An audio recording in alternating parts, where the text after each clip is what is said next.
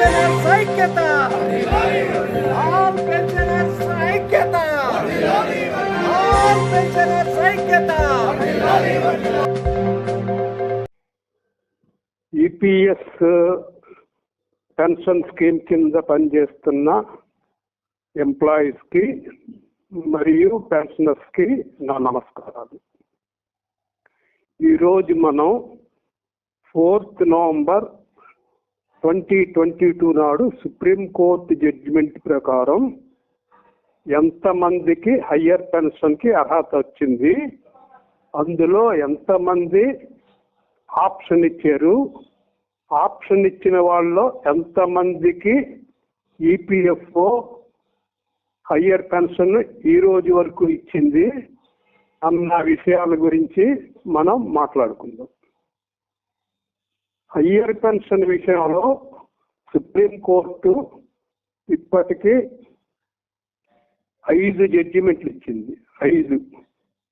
ఒక జడ్జిమెంట్ ఇప్పుడంటే 31 మార్చి 2016, రెండవ జడ్జిమెంటు 12 జూలై 2016 నాడు ఇచ్చిందన్నమాట. ఈ 2 జడ్జిమెంట్లు సుప్రీంకోర్టు యొక్క జడ్జిమెంట్లు కేరళ స్టేట్కి సంబంధించినవి కాబట్టి అక్కడ ఎవరైతే కోర్టును ఆశ్రయించారో వాళ్ళకి మాత్రమే హయ్యర్ పెన్షన్ రివైజ్ చేశారు. ఈ 2 జడ్జిమెంట్ల ప్రకారం ఆ హయ్యర్ పెన్షన్ రివైజ్ చేయబడిన వాళ్ళ సంఖ్య 1175 మంది, అంటే 1175 మందికి మాత్రమే ఈ 2 జడ్జిమెంట్స్ ద్వారా హయ్యర్ పెన్షన్ వర్తింపజేశారు. మూడో జడ్జిమెంట్ 4th అక్టోబర్ 2016 నాడు ఆర్సి గుప్తా అనే వ్యక్తి మరి కొందరు ఫైల్ చేసిన కేసులో వచ్చిన జడ్జిమెంట్ అన్నమాట. ఆ జడ్జిమెంటు 24,572 మందికి అన్ఎగ్జామ్టెడ్ ఎస్టాబ్లిష్మెంట్స్ నుంచి పనిచేస్తున్న వాళ్ళకి ఇంప్లిమెంట్ చేయబడింది అన్నమాట. దాని తర్వాత మళ్ళీ 1st ఏప్రిల్ 2019 నాడు ఈ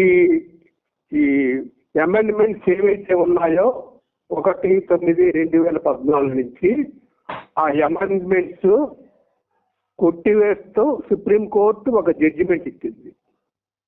కానీ ఆ జడ్జిమెంట్ మీద ఈపీఎఫ్ఓ మరియు ministry of labour and employment appeal చేయడం వలన ఆ జడ్జిమెంట్ని వెనక్కి తీసుకుంది. అంటే 1st ఏప్రిల్ 2019 నాడు వచ్చే జడ్జిమెంట్ వలన ఎవరికి హయ్యర్ పెన్షన్ పెరగలేదు. ఆ జడ్జిమెంట్ వెనక్కి తీసుకోబడి దాని తదుపరి 5వ జడ్జిమెంట్ అయిన 5వ జడ్జిమెంట్ 4th నవంబర్ 2022 నాడు సుప్రీంకోర్టు వెలువరించింది. ఆ జడ్జిమెంట్ ప్రకారం ఇప్పుడు కొంతమందికి హయ్యర్ పెన్షన్ ఆర్డర్స్ వస్తున్నాయన్నమాట. ఈ 4/11/2022 జడ్జిమెంట్ ప్రకారం 1/9/2014 నాడు ఎవరైతే సర్వీసులో ఉంటారో వాళ్ళకే ఆ జడ్జిమెంట్ ఈపీఎఫ్ఓ వర్తింపజేసింది.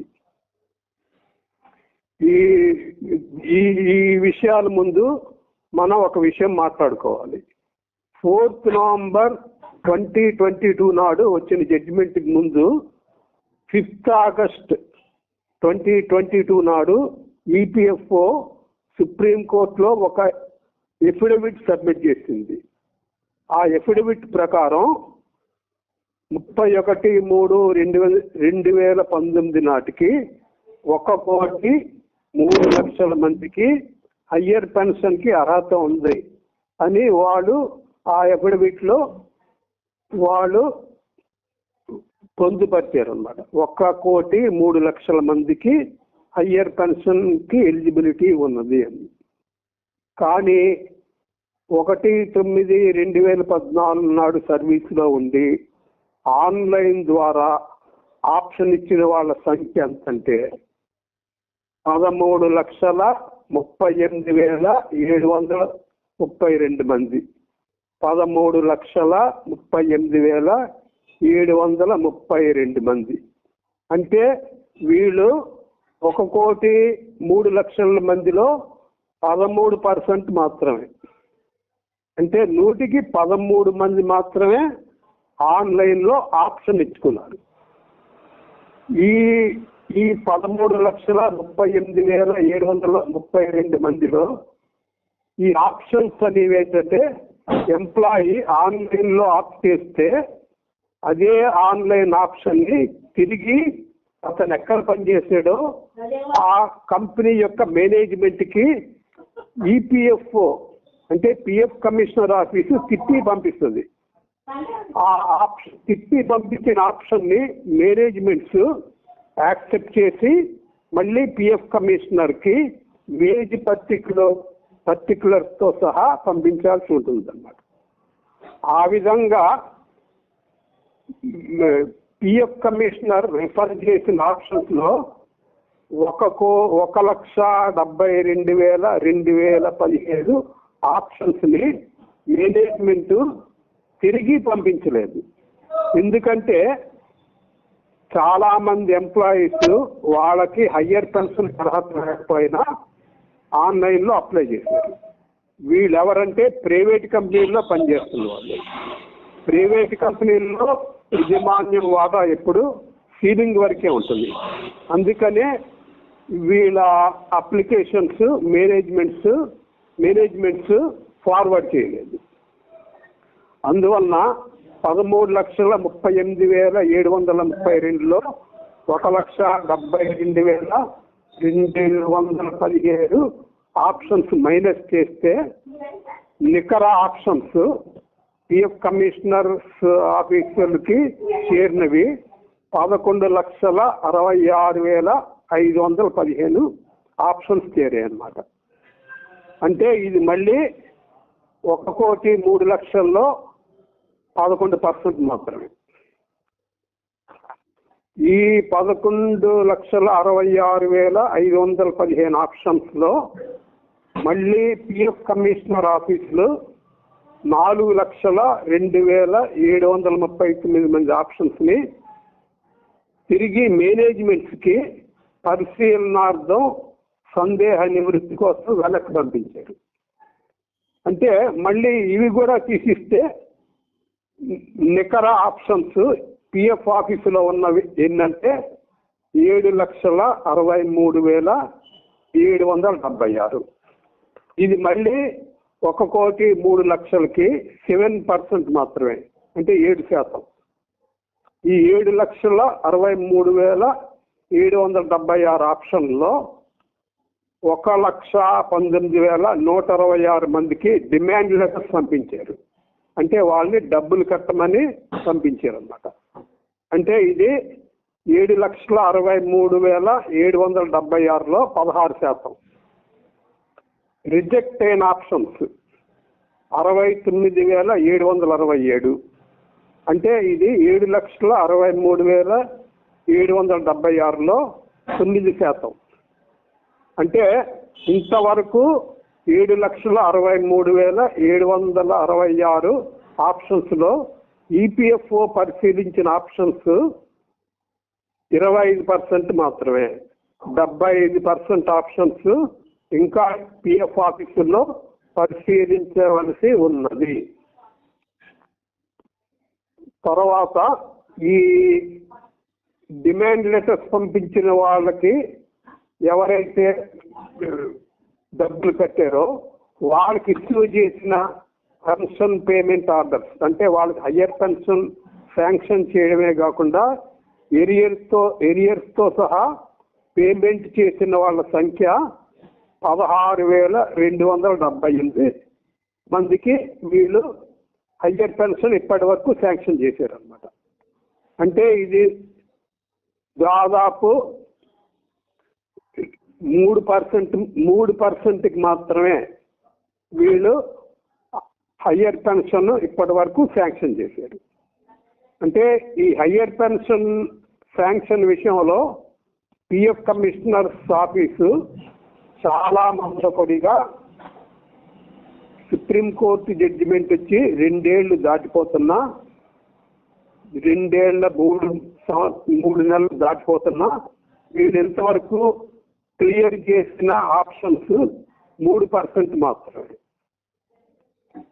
మరి మనం హయ్యర్ పెన్షన్ గురించి 18 ఏళ్ళు మనం కోర్టుల చుట్టూ తిరిగి గెలుచుకున్నాం. మనం ఎప్పటి నుంచి అంటే 2004 నుంచి 2022 వరకు 18 సంవత్సరాలు పోరాడి మనం హయ్యర్ పెన్షన్ సాధించుకున్నాం.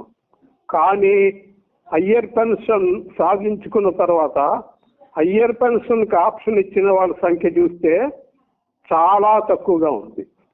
అంటే ఏంటంటే వీళ్ళు ఆప్షన్ ఇచ్చిన వాళ్ళు దాదాపు 11,66,515 మంది వీళ్ళు మాత్రమే ఆప్షన్ ఇచ్చారన్నమాట. అంటే మార్చి 31, 2024కి ఈపీఎస్ సభ్యత్వం కలిగిన ఎంప్లాయీస్ మరియు పెన్షనర్స్ ఎంతమంది అంటే 8,15,88,542 మంది. మళ్ళీ ఈ సంఖ్య చెప్తున్నాను. ఎంప్లాయీస్ మరియు పెన్షనర్స్ కలిపితే ఈపీఎస్ స్కీమ్ కింద ఉన్న వాళ్ళ సంఖ్య 8,15,85,542 మంది. అంటే దీంట్లో పెన్షన్ శాంక్షన్ కాబోయే వాళ్ళ సంఖ్య సుమారుగా 7 లక్షలు, అంటే 6,94,009 మందికి మాత్రమే పిఎఫ్ కమిషనర్ ఆఫీసులు పెన్షన్ దరఖాస్తులు స్వీకరించాయి. అంటే ఇది 1% కంటే కూడా చాలా తక్కువగా ఉంది. 8,88,542లో 6,94,009 మంది అంటే 1% కంటే తక్కువ అన్నమాట. అంటే ఈపీఎస్ స్కీమ్ కింద పనిచేస్తున్న ఎంప్లాయీస్ మరియు పెన్షనర్స్ లో 1% కూడా హయ్యర్ పెన్షన్ సౌకర్యాన్ని వినియోగించుకోలేదు అని మనకి ఇక్కడ తెలుస్తుంది అన్నమాట. అంటే 99% ఈపీఎస్ పెన్షన్ అంటే లోయర్ పెన్షన్ మాత్రమే వాళ్ళకి వస్తుందన్నమాట. ఓన్లీ 1% మందికి మాత్రమే హయ్యర్ పెన్షన్ రావడానికి అవకాశం ఉన్నది. అందువలన మనం ఎంతో కాలంగా ఎదురు చూసిన ఈ హయ్యర్ పెన్షన్ కి